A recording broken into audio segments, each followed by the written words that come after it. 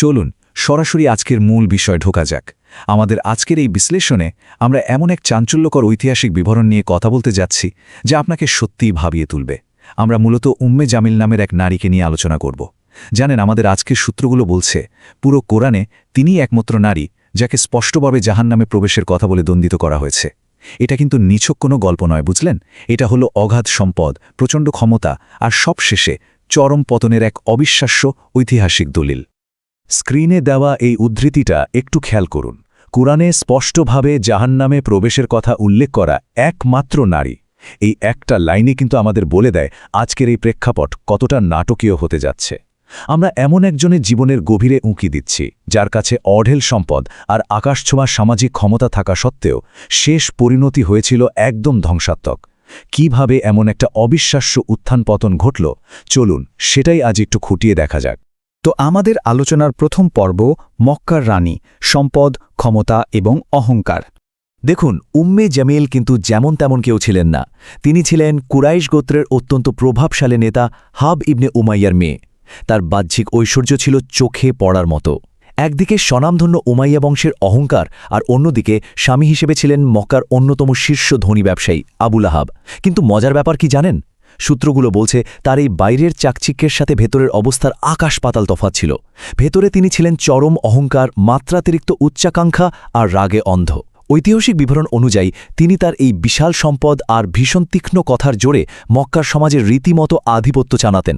মানুষের নামে গুজব ছড়ানো বা বিরোধীদের সম্মান নষ্ট করা, এগুলো ছিল তার বাঁ হাতের খেল। এরপরই আসে আমাদের দ্বিতীয় পর্ব, ক্ষমতার প্রতি হুমকি, পটভূমির পরিবর্তন।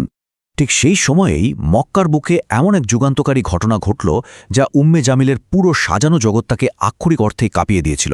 আর সেটা হলো নবী মোহাম্মদ সাল্লাল্লাহু আলাইহি ওয়াসাল্লামের প্রকাশ্যে নবুয়তের ঘোষণা। এখন উম্মে জামিলের দিক থেকে যদি বিষয়টা চিন্তা করেন, তিনি কিন্তু এই নতুন বিশ্বাসকে স্রেফ কোনো ধর্মীয় বিতর্ক হিসেবে দেখেননি, একদমই না। তার কাছে মনে হয়েছিল এটা কুরাইশদের নেতৃত্ব আর বিশেষ করে তার উমাইয়া পরিবারের আর্থসামাজিক নিয়ন্ত্রণের উপর এক বিরাট সরাসরি আঘাত। এক কথায় এটা ছিল তার ক্ষমতা আর টিকে থাকার লড়াই।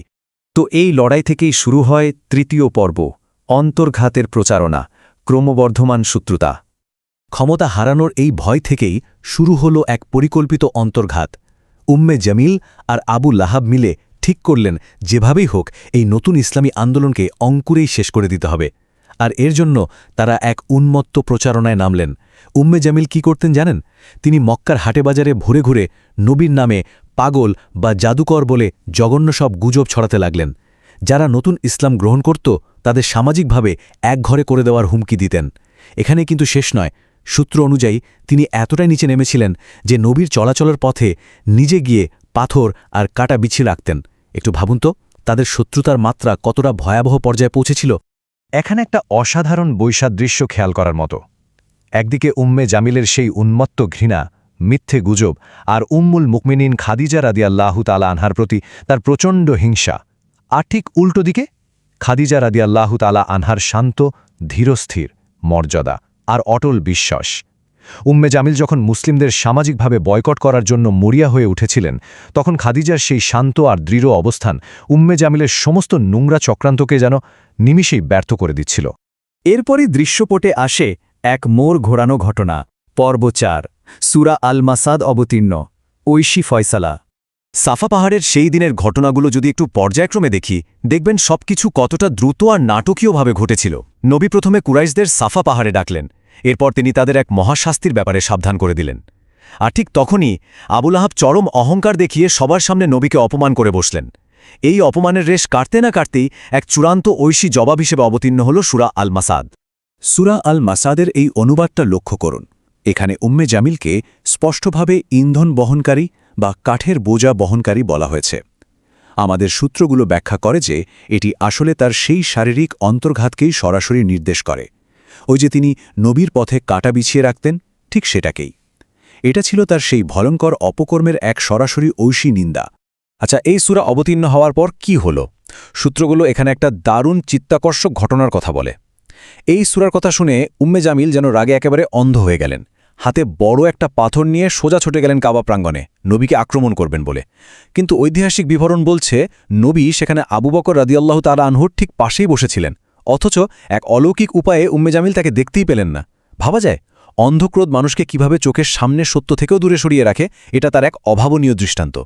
আর এই অহংকারের শেষ কোথায়, সেটাই আমরা দেখব আমাদের শেষ পর্বে। চূড়ান্ত পতন, অনিবার্য ধ্বংস। আবু লাহাবের পরিণতিটা একবার দেখুন। যে মানুষটা মুসলিমদের বিরুদ্ধে টানা ৩ বছর ধরে এক নির্মম বয়কটের নেতৃত্ব দিয়েছিলেন, তিনি নিজেই একসময় মক্কায় ছড়িয়ে পড়া এক ভয়ঙ্কর আর বিভৎস রোগে আক্রান্ত হলেন। অবস্থা এমন দাঁড়ালো যে তার নিজের পরিবার আর সমাজ সবাই তাকে ছুঁড়ে ফেলল।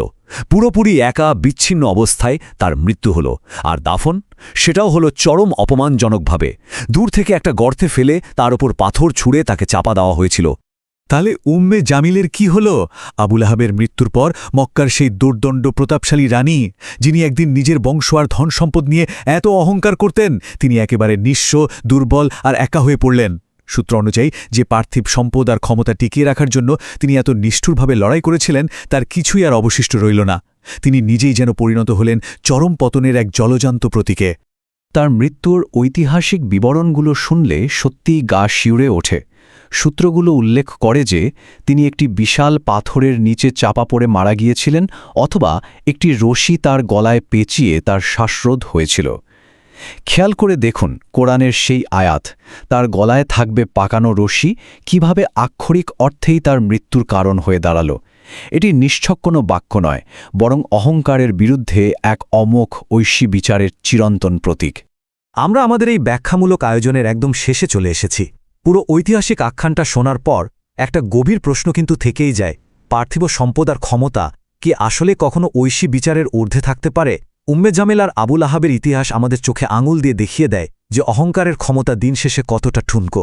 আশা করি সূত্র থেকে পাওয়া আজকের এই বিশ্লেষণ আপনাদের এই বিষয়টা নিয়ে নতুন করে ভাবতে সাহায্য করবে।